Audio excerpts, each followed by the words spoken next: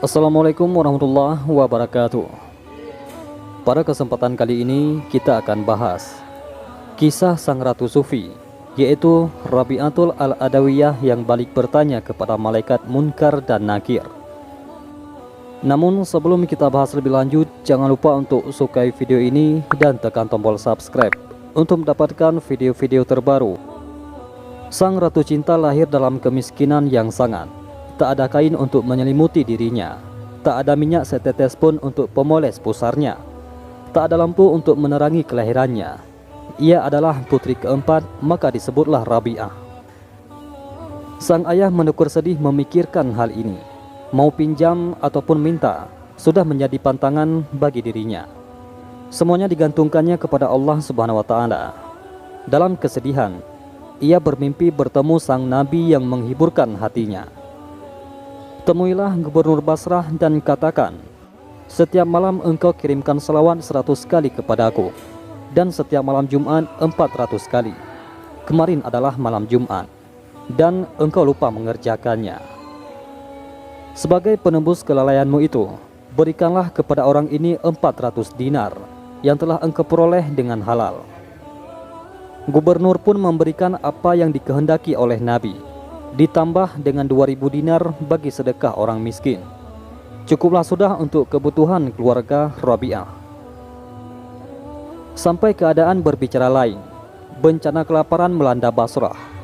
Seorang penjahat menculik Rabi'ah untuk kemudian dijual di pasar budak dengan harga 6 dirham. Lalu majikan membelinya dan memberikannya tugas-tugas yang amat berat. Siang hari Rabi'ah bekerja sambil berpuasa. Malam harinya dihabiskan untuk mujahadah dan muajahah dengan Rabbnya. Kedekatan beralih menuju keakraban. Keakraban membawanya kepada kerinduan. Dan kerinduan telah mengantarkan cintanya kepada Tuhannya. Aku adalah miliknya. Aku hidup di bawah naungannya. Aku lepaskan segala sesuatu yang telah kuperoleh kepadanya. Aku telah mengenalnya sebab aku menghayati. Suatu malam yang dingin, sang majikan merasakan kegelisahan dalam hatinya. Maka ia pun berjalan ke belakang rumah memeriksa sekelilingnya, memeriksa kunci-kunci rumahnya. Dan ketika ia sampai di dekat gudang tempat Rabi'ah tinggal, kekagetannya membuat ia sendiri gugup. Lampu yang semula dipegangnya kini terlempar entah kemana. Bagaimana tidak, ketika ia melongokkan kepalanya ke dalam ruang tempat Rabi'ah beristirahat, ia sedang melihat Rabi'ah menjalankan sholat, dan di atasnya tampak cahaya yang terang benderang. Bukan lampu, sebab cahaya itu tidak bergantung kepada sesuatu apapun. Keesokan harinya Rabi'ah dipanggil oleh majikannya. Maka majikannya menyampaikan keinginannya. Ia membebaskan Rabi'ah sebagai budak. Kini Rabi'ah telah merdeka. Meski sang majikan berharap Rabi'ah mau untuk tinggal di rumahnya, tapi ia memilih untuk pergi menjauhi masyarakat sekitar. Dan ia menemui sebuah gua agak di pinggir desa. Tinggallah ia di sana. Suatu hari di musim semi, Rabi'ah memasuki tempat tinggalnya. Kemudian ia melongok keluar sebab pelayannya berseru, "Ibu, keluarlah dan saksikanlah apa yang telah dilakukan oleh Sang Pencipta. Lebih baik engkaulah yang masuk kemari dan saksikanlah Sang Pencipta itu sendiri. Aku sedemikian asyik menatap Sang Pencipta, sehingga apa peduliku lagi terhadap ciptaan-ciptaannya," sahut Rabi'ah dari dalam. Suatu malam sebab terlalu letih, ia tertidur. Seorang maling menyelusup masuk ke dalam rumahnya dan mencuri cadarnya. Tetapi tak ditemuinya pintu keluar. Cadar diletakkan, kemudian pintu keluar terlihat. Cadar dibawa, pintu keluar tak terlihat lagi. Terdengarlah suara, "Hai manusia, tiada gunanya engkau mencoba-coba. Sudah bertahun-tahun Rabi'ah mengabdi kepada kami. Syaitan sendiri tidak berani datang menghampirinya. Tetapi betapakah seorang maling berani mencoba-coba untuk mengambil cadarnya? Pergilah dari sini."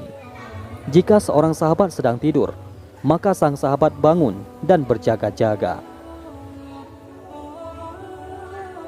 Ketika seorang sahabat mengantarkan seorang kaya yang ingin memberikan uang emasnya kepada Rabi'ah, Rabi'ah berkata, dia telah menafkahi orang-orang yang menghujahnya. Apakah dia tidak akan menafkahi orang-orang yang mencintainya? Sejak aku mengenalnya, aku telah berpaling dari manusia ciptaannya. Aku tidak tahu apakah kekayaan seseorang itu halal atau tidak. Maka betapakah aku dapat menerima pemberiannya? Di malam-malam hari yang sepi dan sunyi, dalam kerinduannya dengan Sang Maha Pencipta, Rabi'ah bergumam sambil bersujud. Ya Allah, apapun yang akan Engkau karuniakan kepadaku di dunia, berikanlah kepada musuh-musuhmu. Dan apapun yang akan Engkau karuniakan kepadaku di akhirat nanti, berikanlah kepada sahabat-sahabatmu. Karena Engkau sendiri cukuplah bagiku. Ya Allah, semua jerih payahku dan semua hasratku di antara kesenangan-kesenangan dunia ini adalah untuk mengingat Engkau. Dan akhirat nanti, di antara segala kesenangan akhirat adalah berjumpa denganmu. Begitulah halnya dengan diriku. Seperti yang telah kukatakan, kini berbuatlah seperti yang Engkau kehendaki. Rabi'atul Adawiyah merupakan salah seorang Sri Kandi agung dalam Islam. Beliau terkenal dengan sifat wara dan senantiasa menjadi rujukan golongan cerdik pandai, karena beliau tidak pernah kehabisan hujjah. Suatu malam yang sunyi sepi, dikala masyarakat sedang nyenyak tidur, seorang pencuri telah mencoba masuk ke dalam pondok Rabi'atul Adawiyah. Namun setelah mencari sesuatu sekeliling berkali-kali, dia tidak menemui sebuah benda berharga kecuali sebuah kendi untuk berwudu. Itu pun sangat jelek.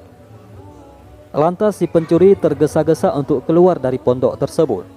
Tiba-tiba Rabi'atul Adawiyah menegur si pencuri tersebut. Jangan keluar sebelum kamu mengambil sesuatu dari rumahku ini. Si pencuri tersebut terperanjat karena dia menyangka tidak ada penghuni di pondok tersebut.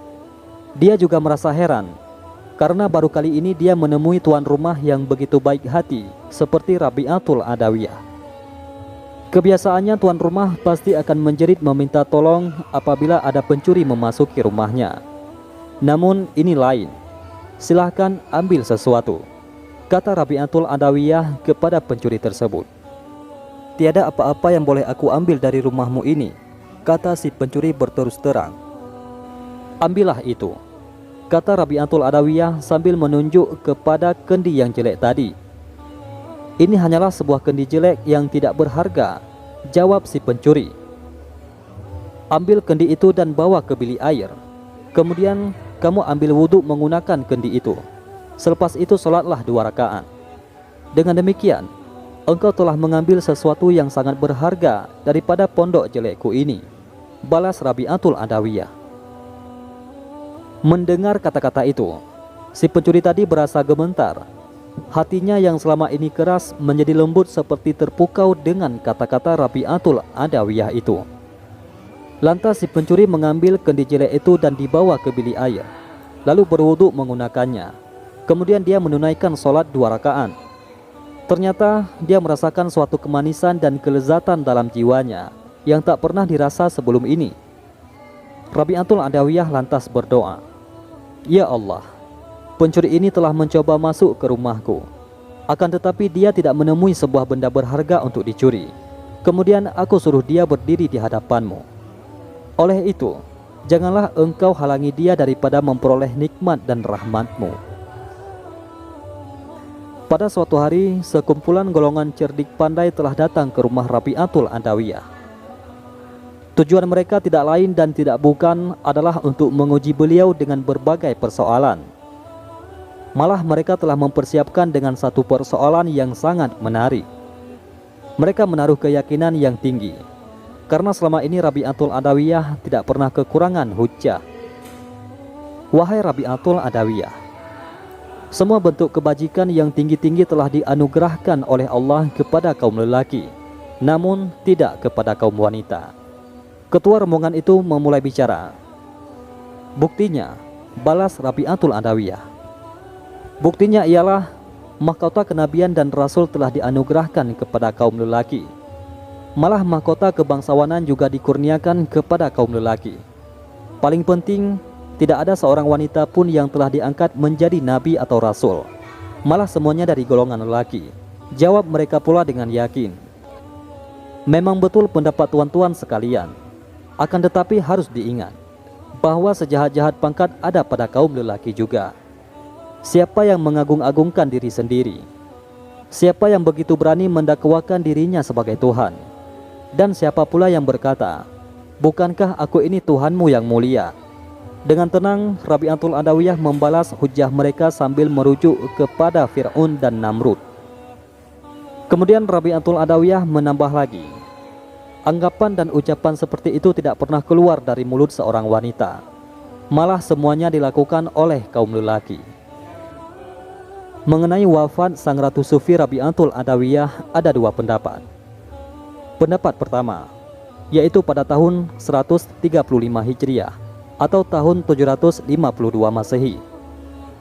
Kemudian pendapat kedua, tahun 185 Hijriah atau tahun 801 Masehi. Konon setelah itu, ada yang bermimpi melihat Rabi'ah. Kepadanya ditanyakan, "Bagaimanakah engkau menghadapi munkar dan nakir, wahai Rabi'ah?"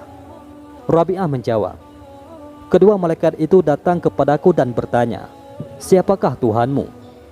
Aku menjawab, 'Pergilah kepada Tuhanmu dan katakan kepadanya, di antara beribu-ribu makhluk yang ada, janganlah engkau melupakan seorang wanita tua yang lemah.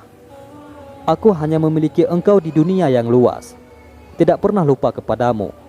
Tetapi mengapakah engkau mengirimkan utusan sekedar menanyakan, siapakah Tuhanmu kepadaku? Ya Allah, jika aku menyembahmu karena takut kepada neraka, bakarlah aku di dalam neraka. Dan jika aku menyembahmu karena mengharap surga, campakkanlah aku dari dalam surga. Tetapi jika aku menyembahmu demi engkau semata, janganlah engkau enggan memperlihatkan keindahan wajahmu yang abadi kepada aku.'"